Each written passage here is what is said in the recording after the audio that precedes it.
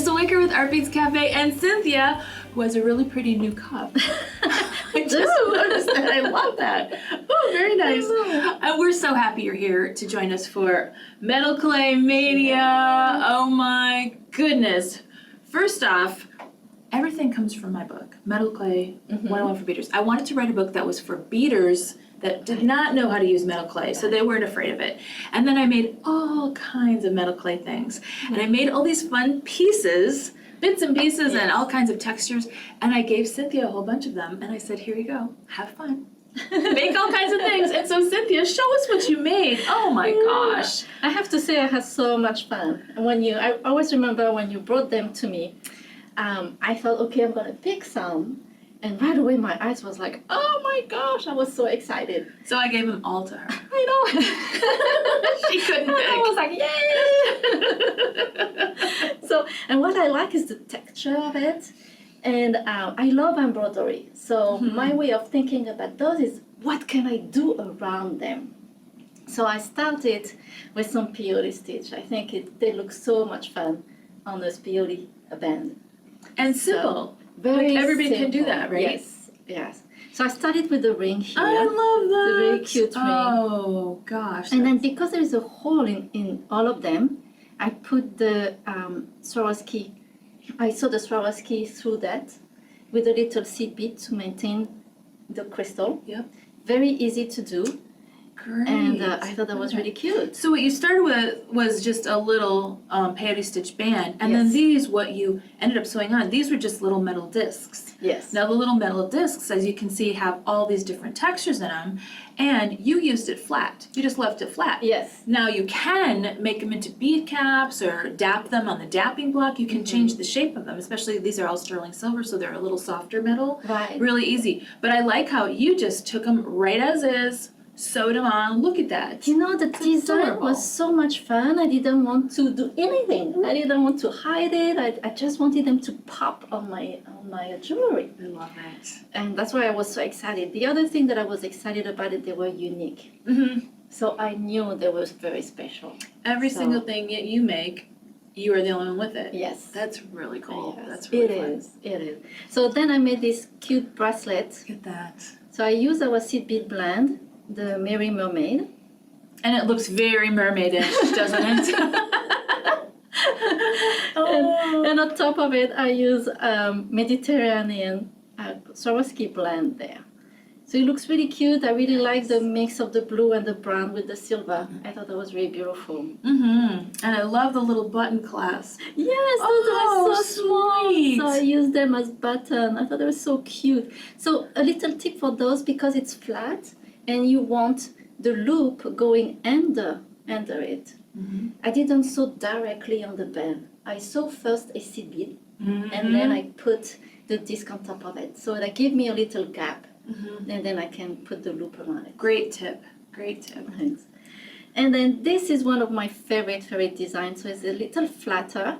And I thought this is so cute. I don't want to do anything around them. I just want to show them off. So I made those really cute earrings. Love those. Gosh, you could do those in any color. Yes. Just so fun. Very easy. It's just a wire wrap. And then I added some crystal. Oh, really nice.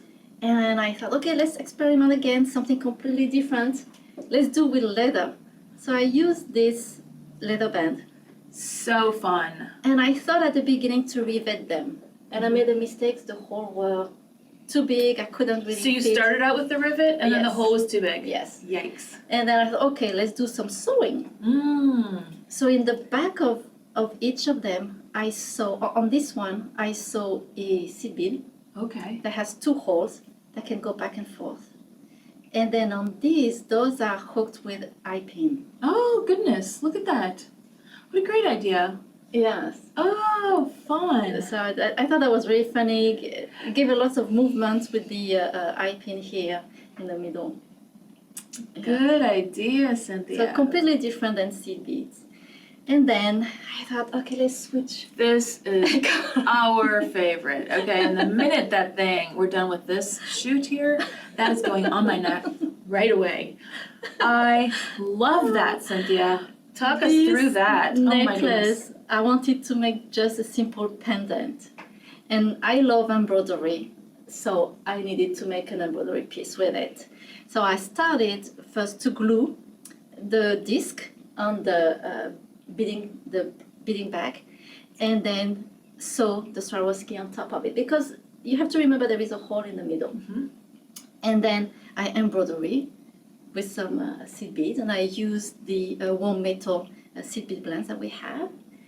And then I added some crystal, made a little bell, and just with a little chain, that was perfect. That is so gorgeous. And that's all these pieces, that amazes me. All these pieces were done with just those little flat discs. Yes. The same little flat disc. The shape is the same. It looks so different. And the metals, they all go together with the blends. And oh my goodness, that piece is just gorgeous, Cynthia. Oh, thank you. I have to say, you always tell me, oh, you have to make some metal clay piece. And I'm like, oh, I'm not sure. I have had to twist her arm, people. Let me just tell you that. She does not enjoy this.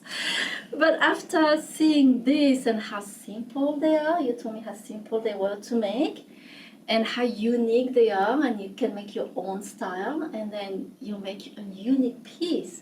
I am so excited. I really want to try. Yay, converted her. That was my goal. Mission accomplished. Yes. Thank you. That was really fun.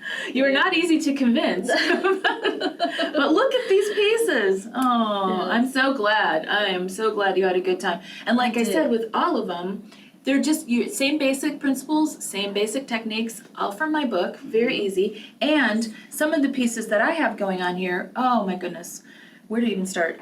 Oh, first of all, cupcakes. Cupcakes and Swarovski. Hello! With the cup chain. I just love that. So it's sterling silver, cup chain, little combination there of some crystal with the loops. Love that. This guy here, this one is my Christmas bracelet. So I started with the beautiful seed bead blend, which is really, really fun with our Christmas colors. And then the piece here is just like a little buckle.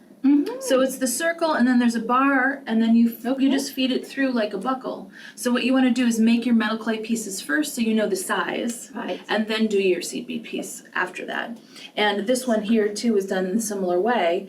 Sherry made this one, and it's also a buckle. So that's out of the copper clay, and so then you just feed the peyote stitch through the buckle, and then she embellished it like crazy with the crystals. Amazing. Isn't that pretty? Such a great idea. Love how the copper goes with it. So gorgeous. Again, here's another pretty copper piece. And these are just triangle beads, that's what I call them. Just triangle shapes rolled up and then fired. And of course, all the texture and the sizes, and I think they're just adorable. I like working with copper clay a lot. The copper is less expensive, so train yourself and do all your mistakes on the copper clay, note to self. Then move on to the expensive stuff. And then down here, another little jangle bangle bracelet, which these are so much fun to make, and of course, they're simple, easy, projects are in the book. And then this piece here, here's how these guys started out. Now this is really fun because as you can see, it's just a piece of metal that's shaped slightly. Okay, I made the template out of a Post-it note. Oh, really? I just drew it on the Post-it note. Yes, because what you find is all the templates, well, you don't have to use templates, but when you start making your own things, you want templates because you're going to make another one when you fall in love with it. Well, a template is you just sketch it on a piece of paper, cut it out, and that's called a template. It's not very fancy. So this was I just cut it out, and then I used different shapes and different squishers, and you can see the difference between the squishers. This piece, I just love this piece. Oh my goodness, with lapis and the silver. Same technique with this. Now over here, I did I used a lot of the texture, the two different squishers, texture plates, but I also did some finishing here. So I actually used a magic marker, a permanent magic marker, and scribbled on it, and then rubbed off the polishing, using a polishing cloth, rubbed off the marking. And then what happens is the black stays in the crevices, but the top parts are you're polishing it so it's shiny. Yes. So this is what it ends up like normally, but then if you want to do any kind of finishing work on it, you can change it so then you can see the details more. It's amazing how different they are. Exactly. Same technique, same firing, same everything. But that's how they turn out. Isn't that fun? So yeah, we like them a lot. Ooh, fun! Yes, it is.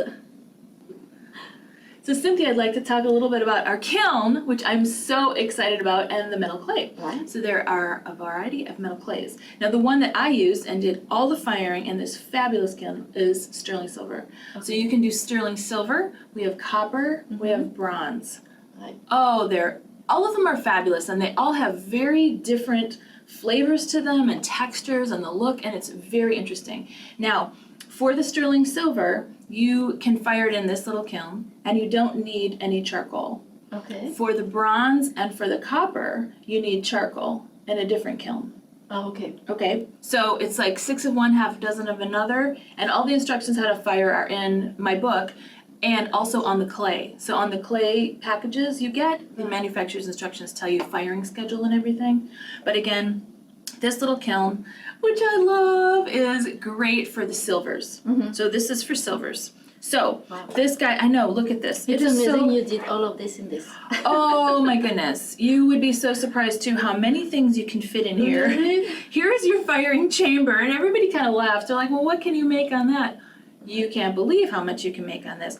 And what is interesting about this is that you can fire, gosh, I think I fired 3 and 4 firings in a night. Oh, wow. Because it heats up really fast. You only have to leave it in there at a certain temperature for 30 minutes, and then you turn it off and let it cool off. And here's your little lid, and it just goes, you can do it on your patio, you can do it on your kitchen table, because this is very insulated, so it does not get hot. So you don't have to worry about that sort of thing. Wow. And here's your little spatula, so this is how you take pieces out when they're very hot. And then it comes with the controller. Now the controller is the key, because you have to reach a certain temperature, then you have to leave it at that temperature between 10 minutes to a half an hour. Okay. And the only way to do that is with the controller, because you turn the controller to a certain number and it keeps it at that temperature. Otherwise, you'd have to get some kind of way to see what the temperature is inside the kiln and keep testing it, and you'd end up with really inconsistent results, which a lot of people do to try to save money, and that is not a good idea. Oh, I see. Because you'll ruin your pieces. Okay, yeah. Yeah, so we don't want to do that. Yeah. So the controller is key, and you see, it just plugs right in, plugs into a regular socket. You don't need to worry about any electrical. And what's great is it's really portable. Like, I keep my entire kiln and the supplies in a shoebox. Oh, wow. So I can carry it anywhere and take it to my friend's house. You know, you can do a little firing there, and so much fun. That's great. So yes, I can't even speak highly enough about this kiln. We got this kiln, I was like, oh my gosh, it's so little and cute. It's so fabulous. So again, this is a really wonderful, wonderful kiln, and did all the, our silver firings in this kiln for all the pieces that we talked about. Great. And it looks so easy to use. It's very easy. It's not overwhelming. No, it's not overwhelming. It comes with instructions. Anybody can do it. And I know that a lot of beaders and a lot of people, in the jewelry making are afraid of heat and fire. Like, once it comes to that point, they're like, no, I don't want to go there.